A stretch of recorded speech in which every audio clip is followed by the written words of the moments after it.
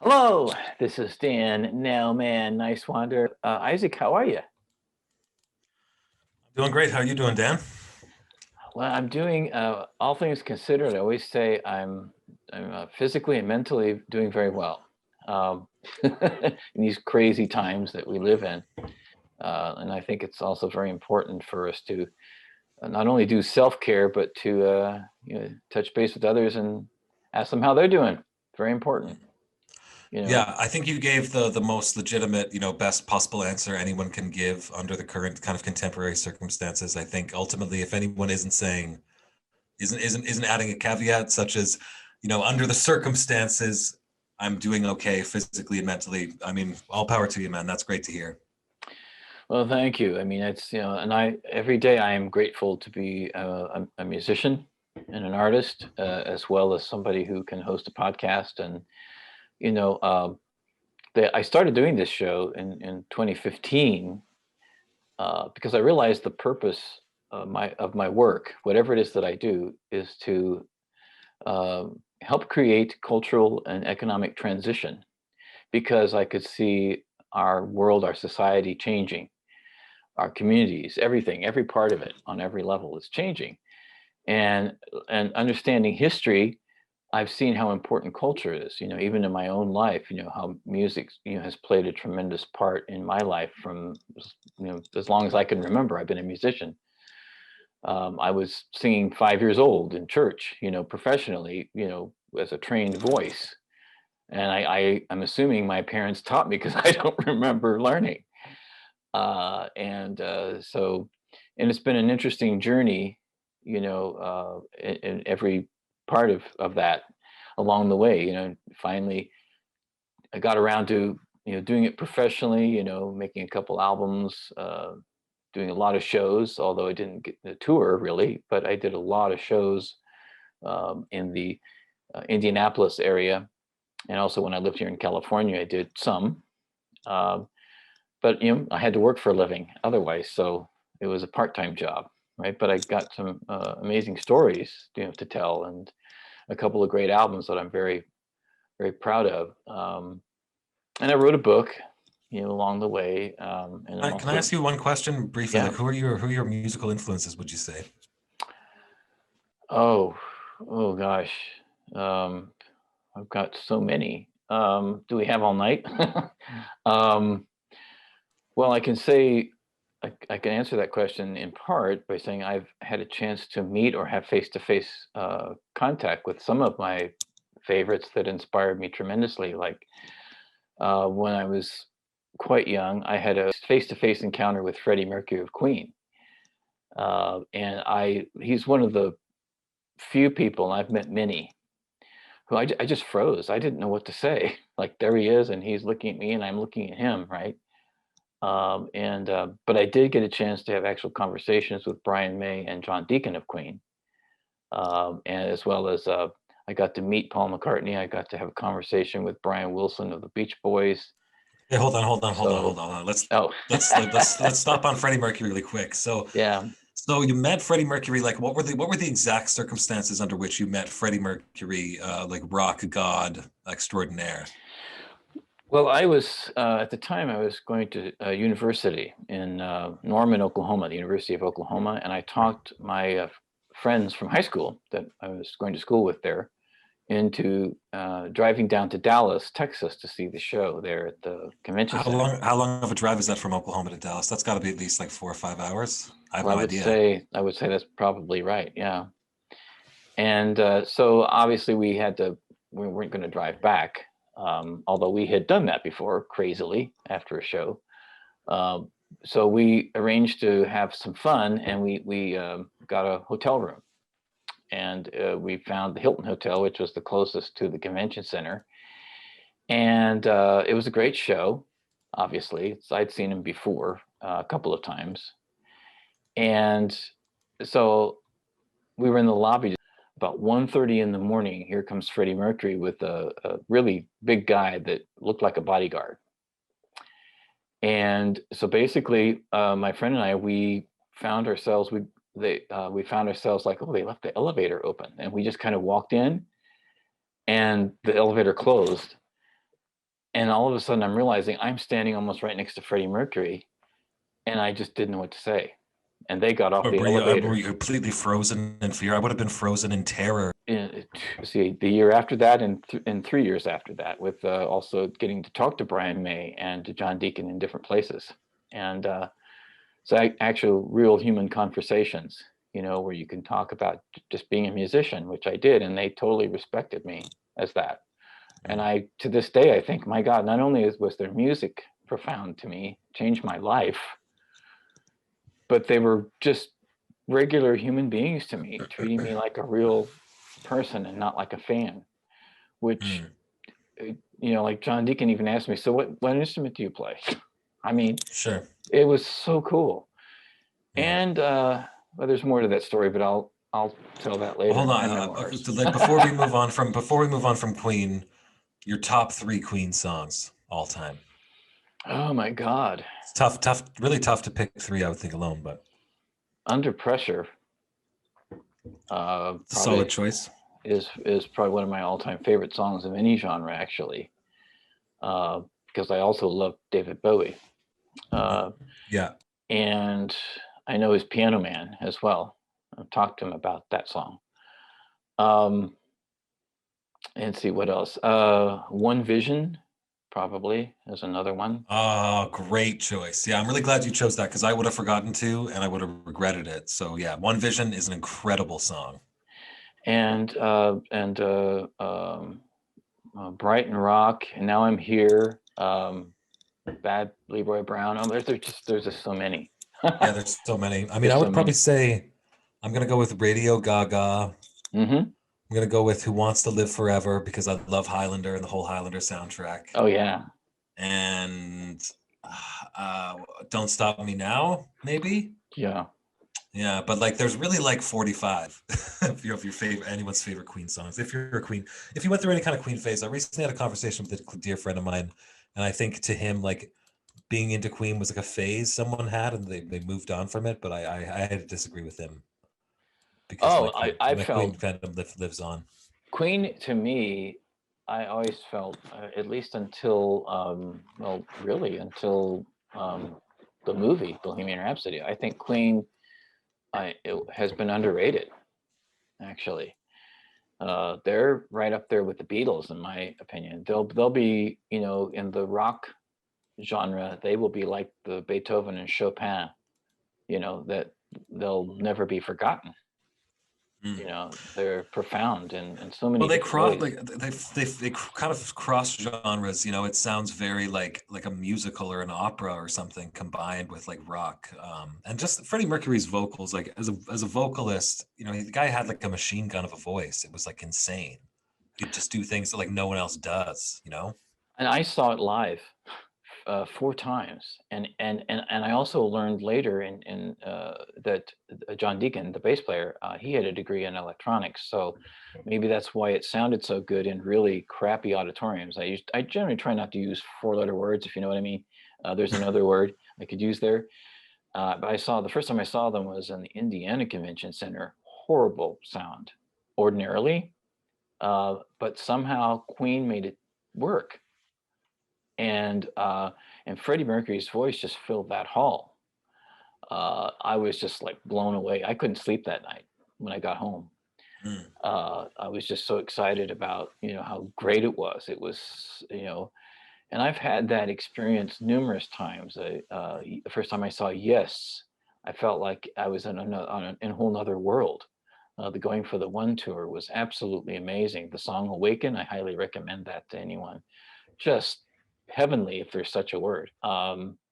And Peter Gabriel's World of Music, Arts, and Dance tour was a festival, an international festival of music and food and workshops, and it's just so much fun. I was there all day and I didn't want to leave, and I wish it wouldn't end. You know what I mean? It was one of those. Wait, so Peter Gabriel went on tour, but there was like food and workshops, and like it was like a traveling like carnival-esque kind of thing. That sounds fascinating. Yeah, like Peter Gabriel was the mastermind. He was the mastermind behind it. He started doing it in Europe, right? He would do it like once a year, at least once a year, in England somewhere. or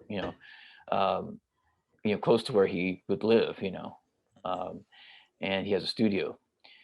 And he decided somehow he got it to go on tour to like 6 American cities, and I Wow, got that's to awesome. see it, and here in Southern California, and he had he was the headliner, of course, with the Burundi drummers from Africa, and then he also had Crowded House, Ziggy Marley, Stereo MCs, and then he had a smaller stage too. I didn't see any of the shows there, but they had food from all over the world. They had workshops. Like I had time to stick my head in on I think a children's workshop of some kind, and artistic workshop. And then I stuck my head in one tent, and it was a belly dancing workshop, and these big fat guys were in there. It was so funny. I was like, had these belly dancers from India or wherever they were from, and it was hilarious. But it was such a wonderful environment. It just you would have seen a smile on my face all day long. It was just fantastic. I really miss those kinds of things. I think he pioneered that kind of event. That was before Coachella and all that kind of thing. And World of Music, Arts and Dance, look it up, WOMAD, fantastic. And yeah, I'm a big fan of music, obviously, changed my life. Well, but at the beginning there, you went on I had to slow it down because you were naming off some names there. But did you say you met Brian Wilson? Speaking of rock gods. Yes, I was a media Wow. ambassador for a UN peace program called Adopt a Minefield, and that's how I met Paul McCartney also, and I met Jeff Lynne, the Electrolyte Orchestra producer, Traveling Wilburys, all of that. Oh, wow. And but I met Brian because he was Paul McCartney's special guest. What it was a benefit for Adopt a Minefield, and I went just kind of as this was part of like a massive like demining program that the UN was involved in at the time. Like this would have been in the 90s, or well, this was in the 2000s. Early 2000s. It was a program though that they had I don't know what you call it, charter or whatever, for 10 years from 1999 to 2009, and I connected with it in 2002. I was looking actually for some information about a Paul McCartney tour because I wanted to take my brother for his birthday because we're big Beatle fans, and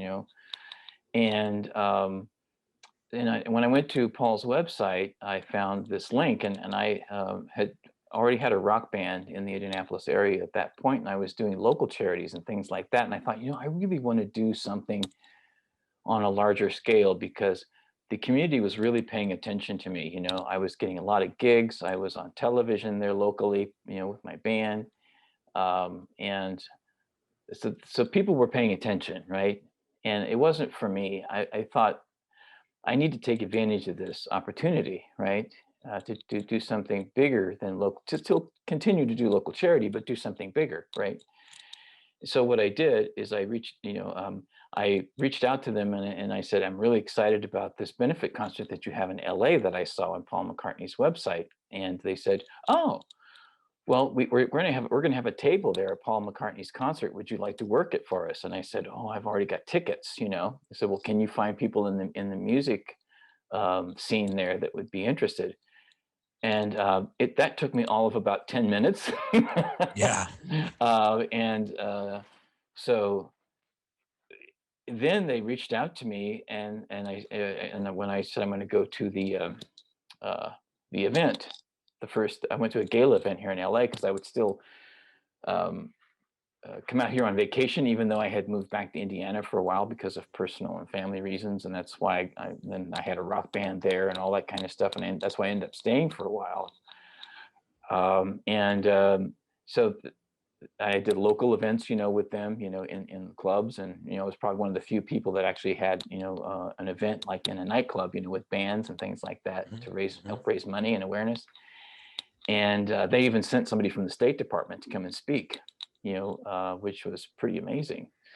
The whole experience just was mind-boggling, to me. I felt so honored. And then they asked me to, how would you like to be in the press corps? So the second year I went, I was in the press corps, like the Hollywood press corps. But the first year, Paul McCartney always did the music, right? And then he had a special guest. And so it was Paul McCartney band, special guest Brian Wilson and the Wondermints, which was his band at the time. Right. And so there I am. I'm in the cocktail VIP area. And I said hi to him, right? And then he comes up to me then a few minutes later and just starts talking to me. And so I talked to him about music, and then I don't know if you've ever been at an event like that, but there were so many people there, right, including celebrities from the Hollywood community, that Sure. everybody connects with each other. You get like conversations for like 3 minutes, and that's all, right? Because it's not that you're limited. It's just that the same thing was happening to Julia Louis-Dreyfus, or Rob Reiner. You know what I mean? Everybody was just wanting to You a have to 3-minute circulate it, conversation, right? because those 3 minute conversations actually would have a lot of currency too. Oh, yeah. If you're there to like see people and talk to people. Yeah. And so I'm talking So to did you Brian. bogart Brian Wilson? Well, I asked him what he was listening to right now, and Oh, you tickled his musical bone. Did he of go? Did he course. wax poetic forever about it? Was it like that song "Busy Doing Nothing"? It's one of my No, all-time favorite songs of all time. what he said was, "I'm still listening to my Phil Spector records to this day." He said, and then I've also been listening to the Backstreet Boys. And I said, "Well, that makes perfect sense. I mean, he likes vocal harmonies. That's his thing. That's what he loves the most." Of Uh, course. and while I'm talking, I see, how in the periphery of my vision, I see that somebody standing there, and I looked, and it was Rob Reiner, and it was just the three of us, right? And that's when Rob came in and got his 3 minutes, and it was so interesting. You'll love this story.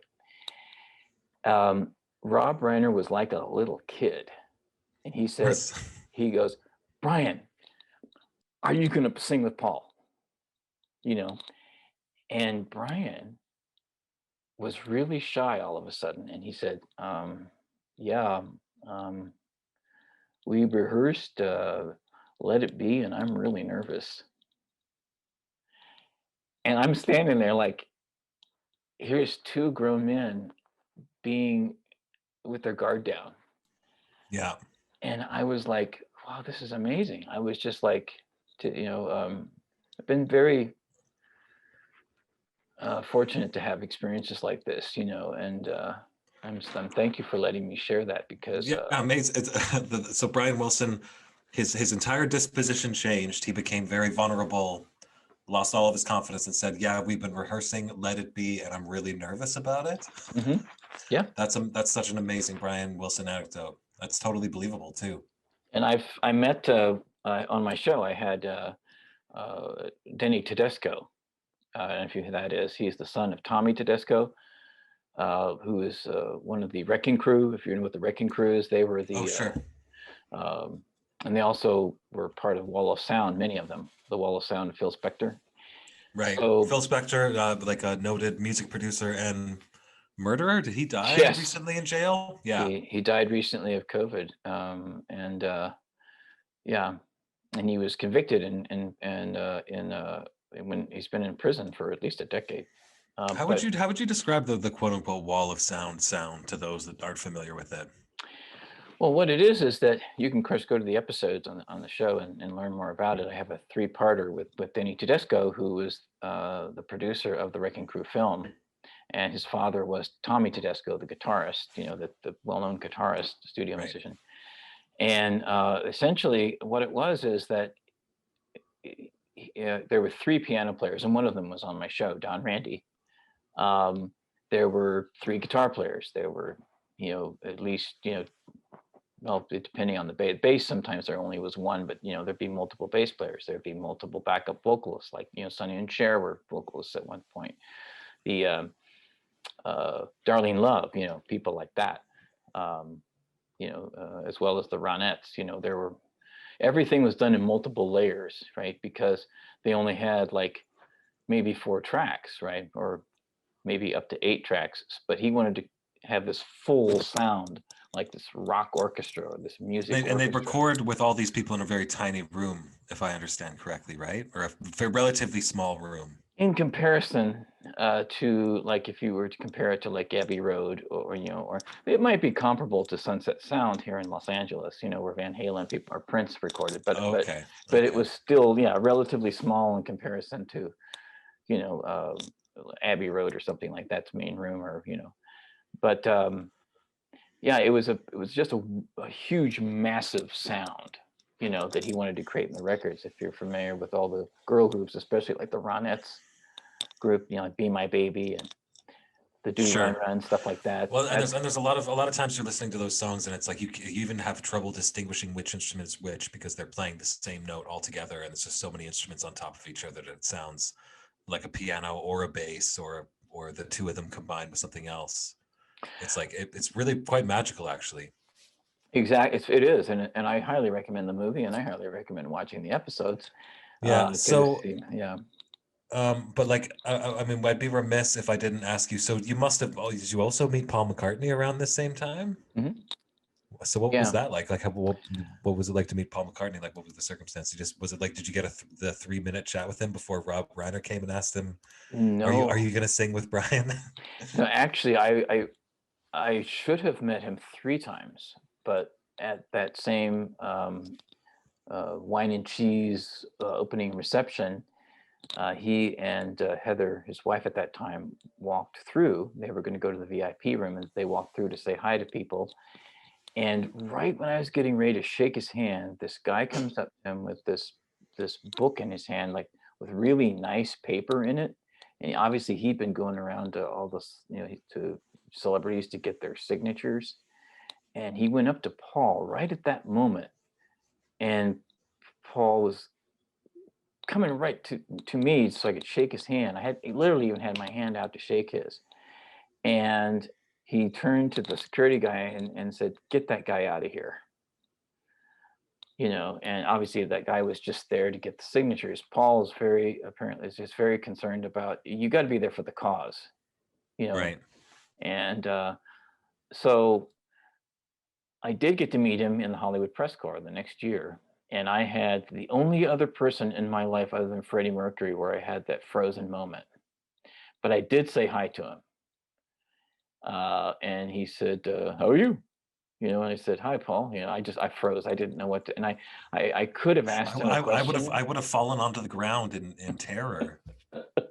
But you know what? The next time I got a chance to see him was 2 years later, because I went to 4 of the events, 4 years in a row. I was a media ambassador for Adopt a Minefield, and I did the year that Tony Bennett was there. He was walking to the press area, and I said, "I'm going to go say hi to Paul and shake his hand and look him in the eye," and I did. So he was busy, obviously, getting to the press corps. So I said, "Hello, Paul," and looked into his eye and shook his hand. You know, and so yeah, I wish I could have talked to him. I could have asked him a question or two. But when I was in the press corps, I'd never done anything like that in my life, and I was standing next to this young lady, this beautiful young lady from ITN in England. Okay. And I told her I didn't know what ITN was, and she said, "Well, like in your country, you have CBS, NBC, and ABC." Say, "Well, we have a similar kind of thing in the UK. We have BBC One, BBC Two, and ITN." And so I am a reporter for ITN, and I am doing a segment with Paul for the equivalent of what you would call your Good Morning America show on ABC. And so she said, "And he will definitely stop and talk to me. He won't be able to talk to everybody in the line here. There's too many of us. He will stop and talk to me because he knows me, and this has kind of been pre-arranged or something." And says, "And I see you have a handheld recorder. You're welcome to record this interview, and you own it. Use it for whatever you want." So I still Oh, have nice. that interview. Oh, cool. So somewhere, I have so many different formats of stuff. It's crazy. But yeah, that was a great experience. I got to write about it. I was a featured writer in their 2004 newsletter, so it was a wonderful experience. Um, Yeah. Met people from all over the world, from the U.S. military, from the State Department, from entertainment industry. Got to interview Jay Leno, Mickey Rooney, and got to dance with his wife during Good Vibrations. Just a lot of stories. I got so many stories, Isaac. I could talk all night. Yeah.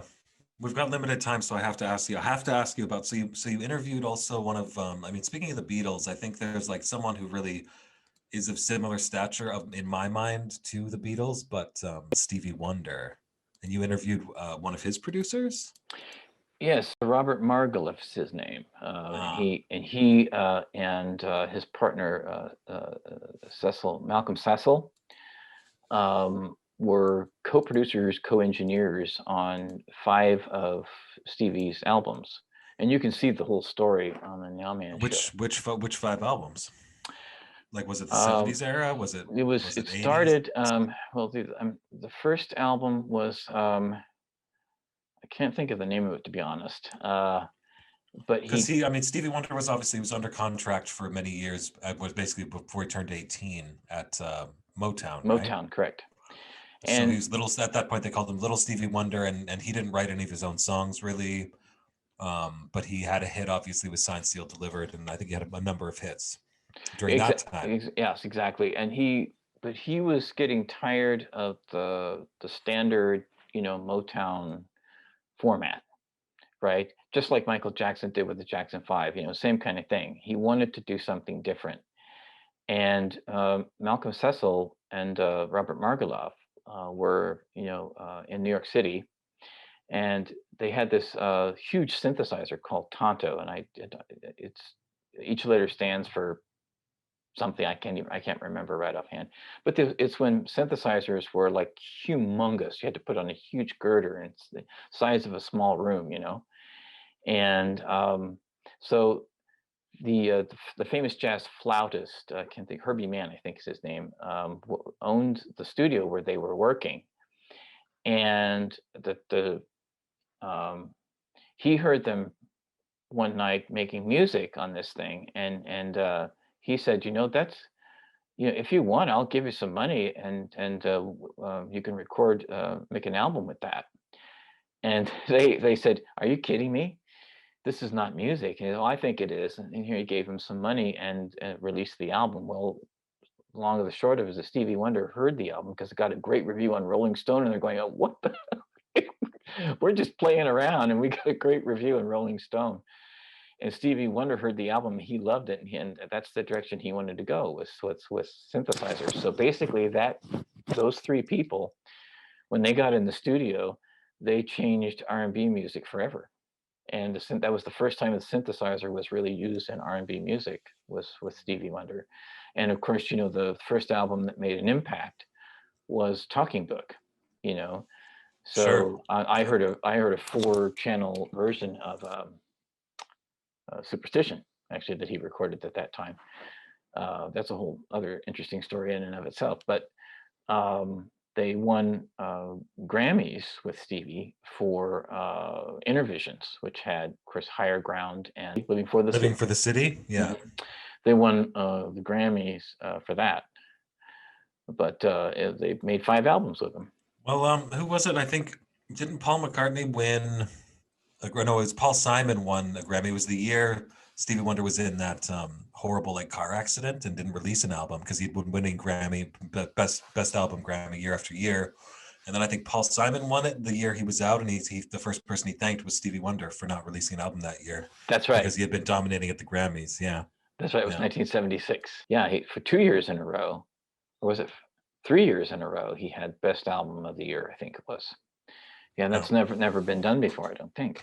But and like his stuff, basically everything he started making when he was doing his own sound, like starting with Music from My Mind was, I think, the first one he did post Motown. Right. And then until I think Songs of the Key of Life, I can listen to those like 5 or 6 albums every day if I had to, happily.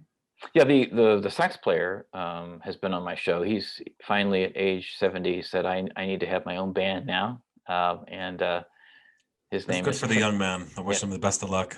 Yeah, Trevor Lawrence is his name. He his quartet or quintet, whatever, came on the show, and we had members of NightRule also on the show in that episode. Yeah, the Nowman Show. We've had a lot of stuff. I finally got around to performing myself at on the show performing live, and eventually one of those tracks got me a gig on America's Got Talent in 2020, right before the pandemic. So that was an interesting experience. Got to sing in front of thousands of people on March the 7th of last year, 2020. Really? Yeah. Was And that just like a rush? Had you ever performed? Because you've been performing for a while, but that's got to be the biggest show you've ever done by a ways, right? that's the biggest audience. I mean, I think the most I had is 1,000. But I got to sing in front of 2 different audiences that day. And I got to do my sound check in front of the afternoon show. And then the full house was already there. And then I performed for the judges in the audience in the evening, because they do 2 shows a day. And so I would say probably about 5,000 people that day. And then, within 10 days, we had the lockdown, you know. So it was a very interesting but strange month, right? 2020. But Yeah, so that blows. 2020. so 2020 is going to become a meme for like just something being shitty, I think. Like, if they still have that show on ABC called 2020, they're going to have to rename it, because the 2020 brand, or like hindsight being 2020, we're not going to be able to say that anymore, because we're not going to want to hear the words 2020 anymore. That's right. That's right. You know? But we also have to acknowledge that this is the time in history too, when we have a TV show here in the United States called Schitt's Creek. That's true. So I mean, but Isaac, I know that you do this podcast, and you've had some very interesting people on your podcast. You've had from the David Feldman Show, which is how we connected. Yeah. You had one of the comedy writers from SNL. You've had scientists, professors. Ben Burgess and Ben Burgess. Professor Adnan Hussein. We had Napoleon de Legend. We had the guy from Trevor from Champagne Sharks, which is one of my all-time favorite podcasts. It's like a black politics and culture podcast. It's just very, very intelligent, very well done. I've been lucky enough to have Harvey J.K. Like it's been a lot of fun. I've been doing that for a while. If there's any hockey fans down there in LA that are into the Edmonton Oilers, they can also check out my my hockey podcast, Handkerchief Dynasty. That's like an Oilers fan podcast. It's kind of like if David Letterman had a hockey podcast, is basically what Handkerchief Dynasty is. It's a little irreverent, Oh, that's I great. remember actually, like I was on the roof of a apartment building that I was just living in temporarily for like a month, like a year before last. I was talking to my friend Brad about it on Skype. We're just like, we want to do this podcast? How are we going to do it in a way that we can, get behind, and that has integrity and interests us? And he just said, man, we just got to Letterman this thing. And I was like, exactly. And then, that's been a lot of fun. You're a big hockey fan, but what can I ask you what you do for work? What I'm in the software industry. Yeah. Mm-hmm. Yeah. I'm actually in between gigs right now, but I'm hoping to be working again soon. So you what led you to want to do NightRule?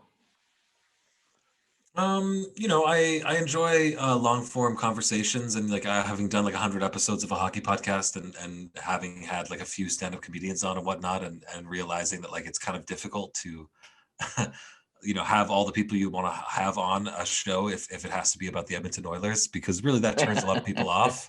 The ones that are into it are really into it, but that's right. That's a small segment of the population. So I thought, I kind of from fairly early on, I thought I wanted to do a show that kind of allowed me to explore a lot of my own interests. I'm interested in a lot of different things, from like history and philosophy to like radical politics and media, literature, film, music, psychology.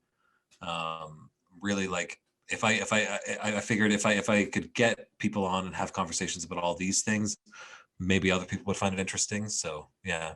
It's just started at NightRule's only like a few months old now, but it's already got about the same audience that the hockey podcast does now. Oh, cool. And that's been going on for like a little over a year. So I'm hoping, because it's a little more general interest, it'll grow pretty well. Yeah. So people can check us out on Twitter. We're at PodRule, which is a pretty sweet handle, actually, at PodRule. And then if you just search for NightRule podcast, you'll be able to find us on all the major platforms. Yeah. It's great to have a variety of interests, and that's what I realized with the Nowman Show also, is that like say cultural and economic transition. So you can for those who are interested in the Nowman Show, it's on YouTube. There's two different versions of it. The Nowman Show on the Arroyo Channel, Arroyo, on YouTube. That's basically what broadcasts on the Arroyo Channel here in the Los Angeles area and beyond. But we now also stream on Roku, Apple TV, and Fire TV in real time when that's going on. And then, of course, the other YouTube channel is just called The Nowman Show. That's the grassroots version. Yeah, it's got lots of guests, including what we talked about. And you can also reach me at Niswander, Niswander, on Twitter, and I'm on Facebook, Insta Nowman. I'm on TikTok. It's whatever works to get the word out. And so now we have a lot in common, actually, as far as having a variety of different content on our shows. What would you say so far has been your favorite episode or episodes? Well, I mean, this is like a good segue for me in terms of self-promotion, because one of my favorites is actually one of our only premium episodes. I've made 2 episodes premium on Patreon. And I recorded about like an hour and 20 minutes with Ben Burgess, and we mostly just talked about science fiction. We talked about a bunch of our favorite original Twilight Zone our favorite episodes of the original Twilight Zone series. And I was inspired with that episode. I really like a podcast called The Movies That Made Me with Joe Dante, who directed Gremlins, and then I'm forgetting the other co-host's name. He's also a director, but it's a great podcast, and they'll edit in audio from whatever B movie they're talking about, whatnot, or whatever movie they're talking about, and I really enjoy that format. So I edited in some audio from Twilight Zone, and it was just super fun to talk to Ben about that. He's a really intelligent guy, so I'm probably going to be unlocking that just so more people can listen to it in the future. But if people want to check it out now, they can definitely go to patreon.com/NightRule and sign up to become a Night Ruler. And we'd love to have you. We're having a lot of fun. I have mixtapes up there too for people that are into music. I cut together some of my favorite I'm really into 70s and 80s Japanese music. Oh, cool. So there's some mixtapes. I'm putting mixtapes up for patrons of some of my favorite stuff. And yeah, that's also a lot of fun. I taught English in Japan in the 80s, and I bought a 45 single. I don't know where it's at. I gotta find that. I think one of my former roommates has my 45 still. I've got to find it, but I bought a pop single from. I have fantasies of going to 80s. Japan record stores and just dropping a mint, just buying all this stuff, because a lot of it's kind of still hard to find out here. I think a lot of people know YMO, which they were kind of my gateway. Oh yeah, but there's YMO. a really great, there's the Hosono, Arumi Hosono is one of the guys from that, obviously with Sakamoto Ryuichi and Yukihiro Takahashi they're both amazing. But Hosono, he's produced more albums than he could possibly remember, and he's collaborated with so many different people, and when you just hear all these great collaborations with all kinds of different great musicians, it's just he's another one too. And Yellow Magic Orchestra were way ahead of their time. Totally.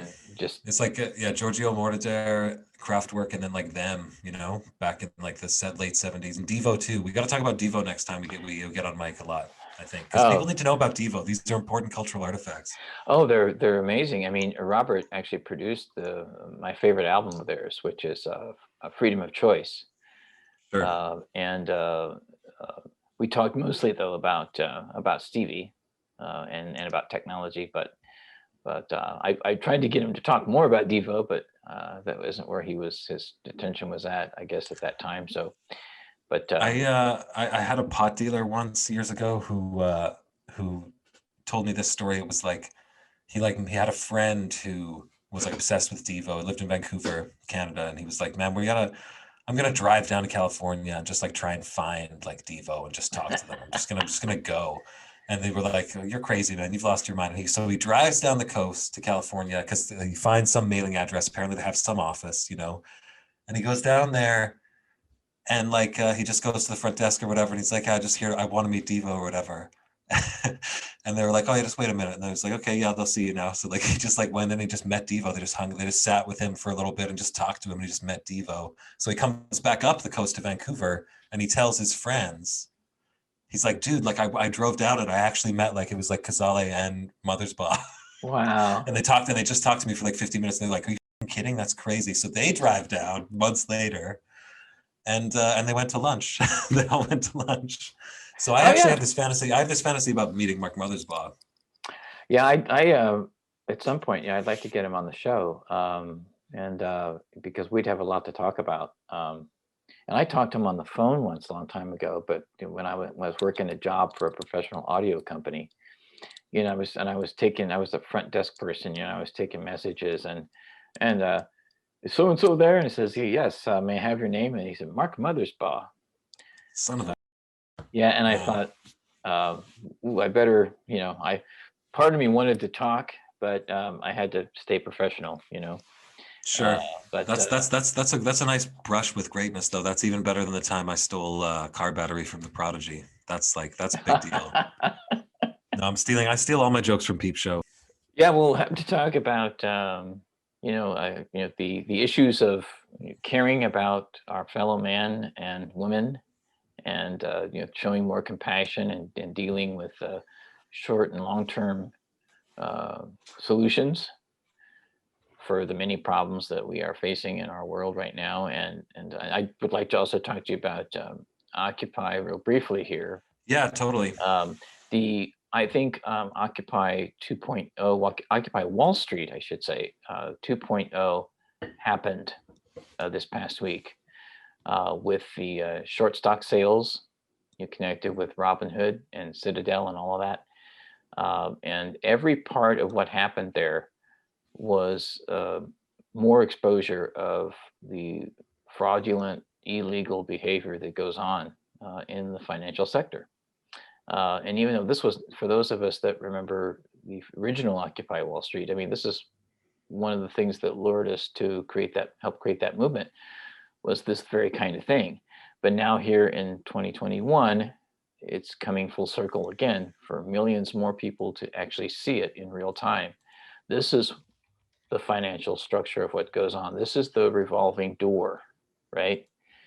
Because Janet Yellen, who was the head of the Federal Reserve Bank, is now head of the U.S. Treasury Department, right? She was recently paid $800,000 to speak at Citadel, one of the big Wall Street players that Eight owns hundred Robinhood. thousand dollars. Yeah, Mhm. $800,000. Yeah. Mhm.